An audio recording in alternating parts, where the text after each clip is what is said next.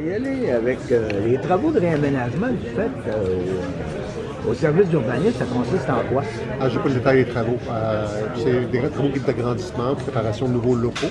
Ah, OK, au premier étage? Je n'ai pas les détails d'ingénierie. Bon, c'est bon.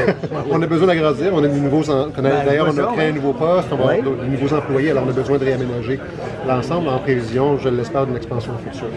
Bon.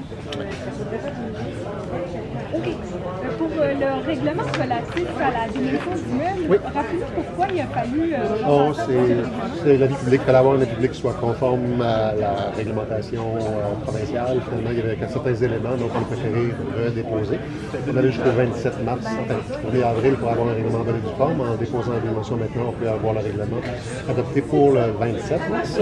Et par la suite, il va y avoir une conformité approuvée par la MRC par la suite. C'est quoi qui ne fonctionnait pas dans la vie publique? J'ai pas de détails sur. Il faudrait parler avec le greffe pour savoir spécifiquement. On se fie vraiment sur le greffe pour ces éléments. Et il y a un projet de mural. Oui, tout à fait. Donc, c'est à travers la subvention qu'on a obtenue pour la relance du centre-ville, qui a été attribuée par le gouvernement du Québec pour aider les villes comme Rimouski à revitaliser leur centre-ville. Alors, on va utiliser une portion de l'enveloppe pour effectivement une murale qui sera à Place Saint-Laurent. Et donc, qui va pouvoir égayer, si l'on veut, le centre-ville de cette manière. J'ai bien hâte de voir à quoi ça va ressembler. Je pense qu'on a bien besoin au centre-ville d'avoir plus de couleurs et plus d'originalité. Mais moi, c'est une opinion, M. le maire. On construit une murale. Ça veut dire qu'il n'y aura jamais d'édifice qui va occuper ce trou-là. Ça ne veut pas dire ça. Pour l'instant, c'est une murale pour un projet d'été qu'on a pour la relance du centre-ville. Ah, OK, c'est pas permanent. Ça peut être permanent, effectivement, mais ça n'empêche pas qu'il puisse y avoir d'autres constructions. C'est un projet qui a été accepté par le gouvernement du Québec. On se rappelle que l'enveloppe vient du ministère de l'Économie et de l'Innovation. Et donc, c'est un projet qui a été accepté dans le cadre des initiatives, entre autres, du mobilier urbain, également, qui sera installé. Ça vient de la même enveloppe, de la même subvention. J'ai vu qu'il y avait un rejet de soumission pour le mobilier urbain. Au SEAO, ça a été annulé pour cause de changement d'addenda à la... J'ai pas le détail de l'addenda. J'ai pas le détail de l'addenda. Ça, c'est là. Nous, on a l'approbation ou le rejet des soumissions, mais on n'a pas les détails sur le déroulement des soumissions. Je me demandais si vous pouvez revenir sur la position de la Ville concernant le redécoupage électoral.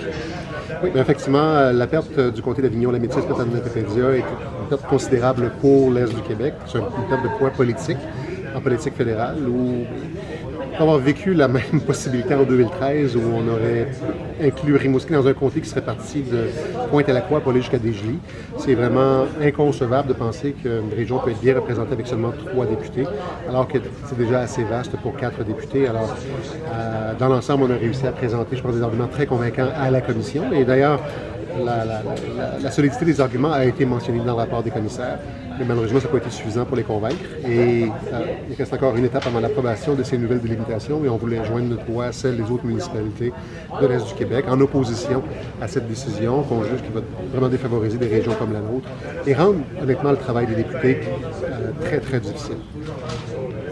Comment ça doit se passer? Je sais, vous l'avez expliqué un petit peu tout à l'heure, mais comment ça va se passer demain soir?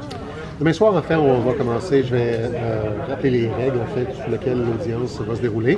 Il y aura une présentation qui est très similaire à celle qu'on a eue ce soir, par exemple, pour les questions de dérogation d'hiver. Donc, ils vont présenter le dossier par le directeur du service de l'organisme de l'inspection. Par la suite, les citoyens dans la salle auront l'opportunité de commenter pour ou contre la demande de démolition, en espérant amener des nouveaux arguments qui n'auraient pas été considérés jusque-là par le comité de démolition.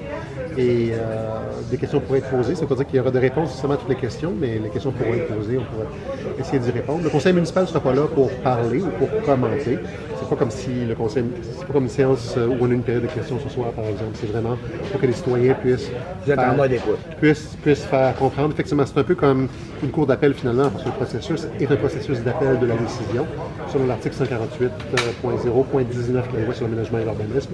Toutes les questions doivent traiter des questions de patrimoine, parce que la demande de révision se fait sous la question est sous l'angle des immeubles patrimoniaux. Donc, c'est une question qui doit être soulevée pour Il y a un drame qui s'est produit aujourd'hui à Amqui. Vous avez une pensée pour les résidents d'Amqui? Tout à fait. C'est tellement proche d'ici. On entend souvent ces histoires à l'extérieur, mais là, c'est à 1 heure de Rimouski.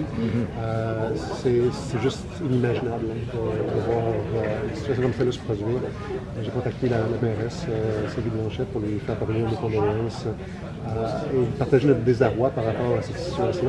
J'ose à peine imaginer si ça se passait à Rimouski, alors imaginez à Annecy. Donc, on met à sa disposition tout ce qu'on peut donner comme aide si elle en a besoin.